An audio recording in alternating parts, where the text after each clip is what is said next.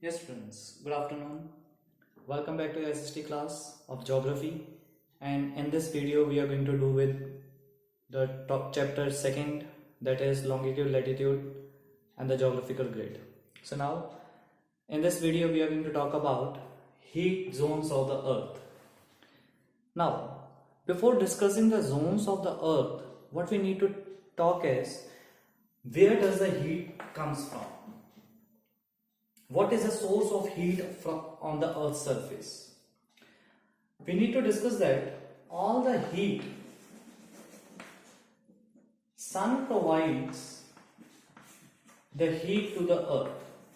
Now how you would say that how the sun provides the heat to the earth, but what the actual is, sun provides the light to the earth, and that light is having the heating effect. The light is having the heating effect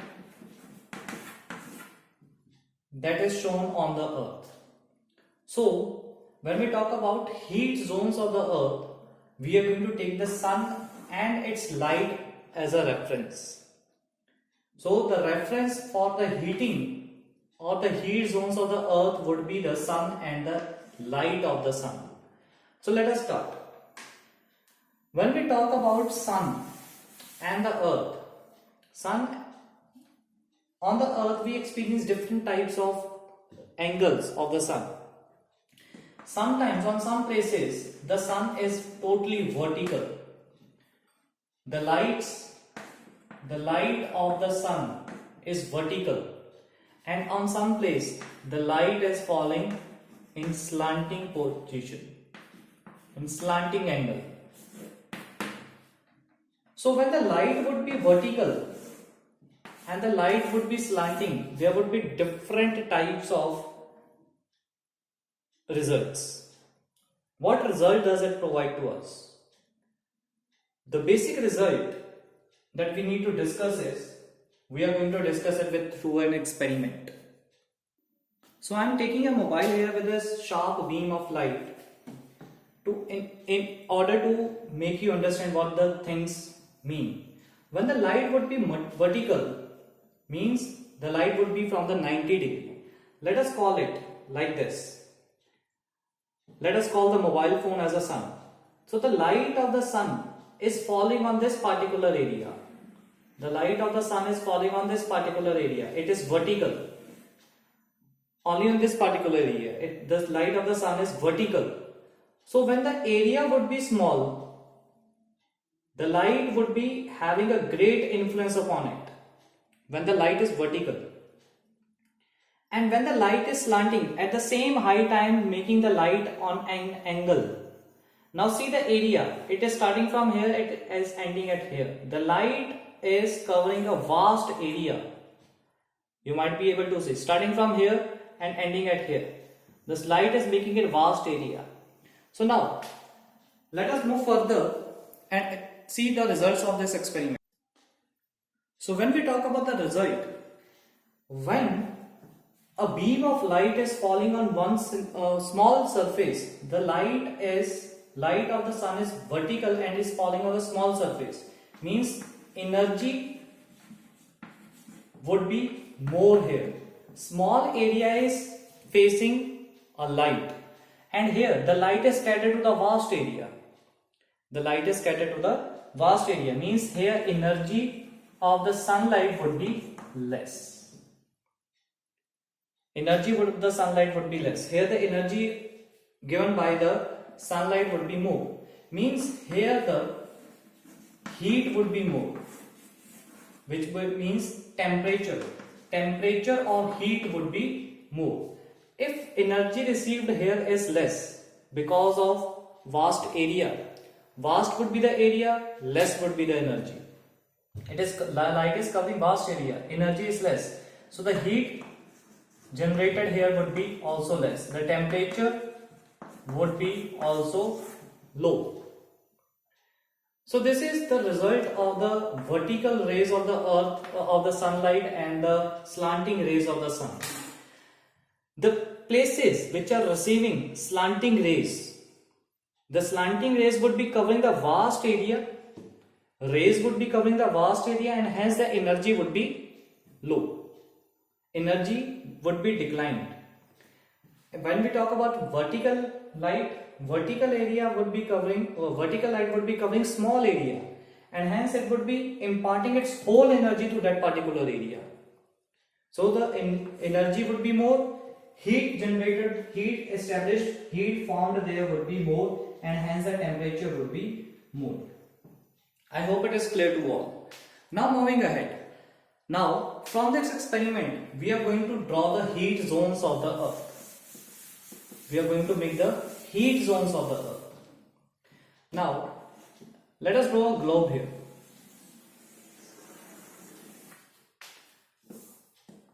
So when we made a globe here, we are going to make equator and latitudes.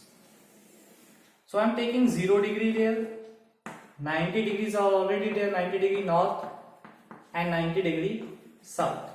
Means the south pole and north poles are there, equator is there. Right? Now I am taking few more latitudes. Let us call it 23.5 degree north, 23.5 degree north and 23.5 degree south, 23.5 degree south. Let us take one more latitude, that is 66.5 degree north, 66.5 degree north and 66.5 degree south, 66.5 degree south. Now first of all, let me tell you what these latitudes stands for. The latitude of 23.5 degree north means Tropic of Cancer. Tropic of Cancer. The latitude of 23.5 degree south is known as Tropic of Capricorn. Tropic of Capricorn.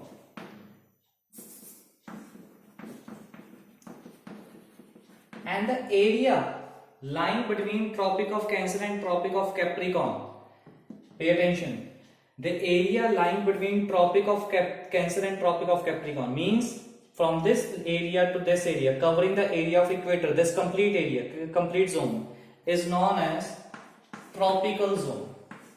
Is known as tropical zone.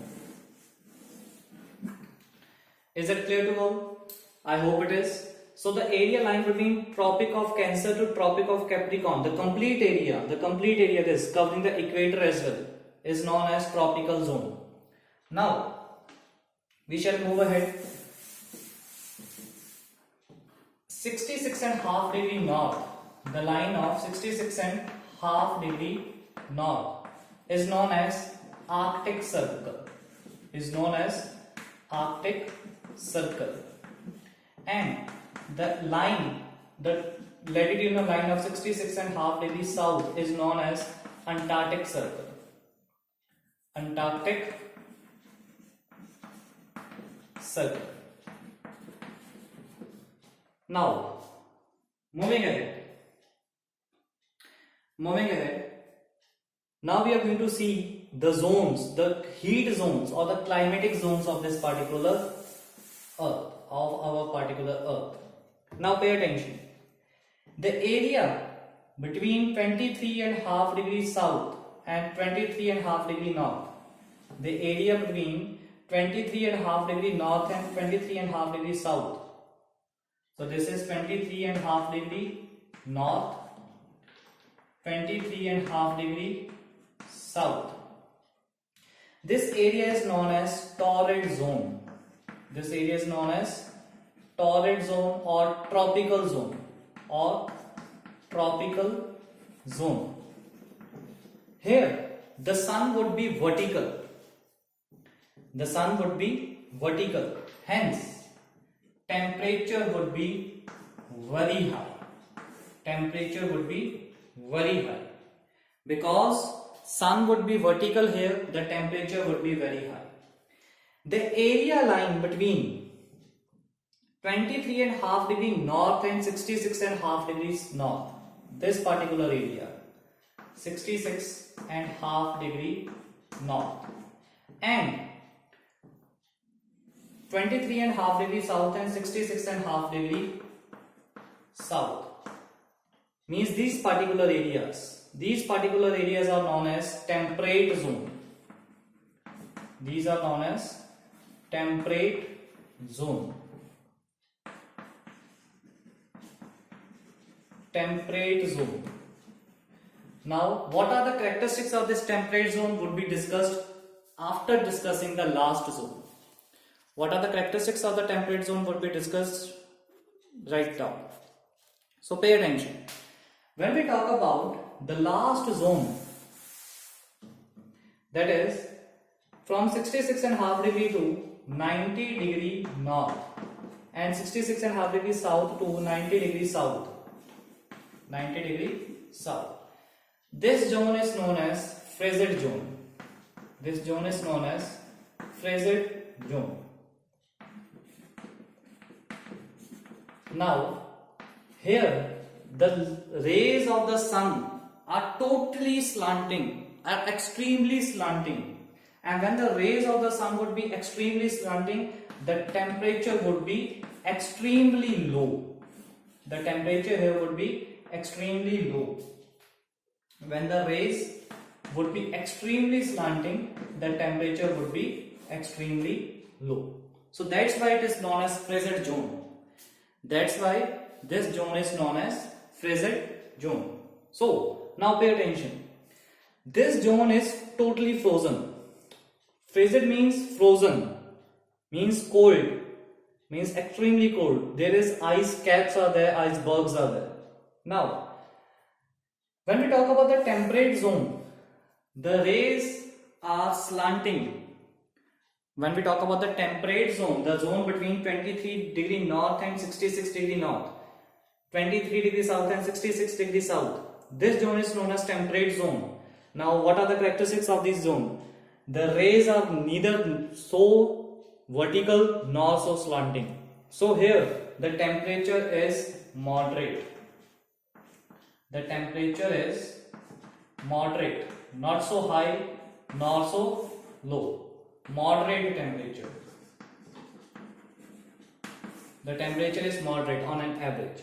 So let us call it the area Fraser zone. This is your Fraser zone of northern hemisphere and this is the Fraser zone of southern hemisphere. Now the temperate zone where the temperature is not so high and neither so low. The temperature is moderate.